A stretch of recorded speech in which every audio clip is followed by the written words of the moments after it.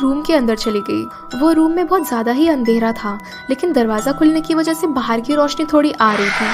मैंने अपने सामने किसी को खड़े हुए देखा और उसे देखकर मेरी हालत ही ख़राब हो गई। वो एक लड़का था और वो बहुत ज़्यादा ही भयानक दिख रहा था। उसके बाल बहुत लंबे थे। जैसे ही मैंने उसे देखा मेरी चीख निकल गई और दरवाज़ा अपने आप बंद हो गया।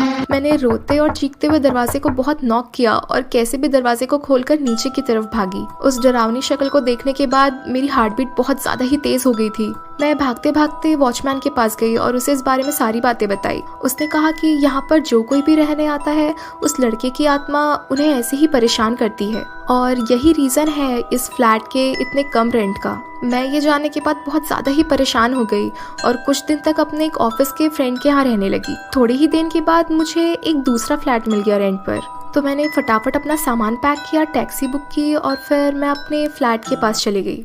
तुमने मुझे अपनी ज़िंदगी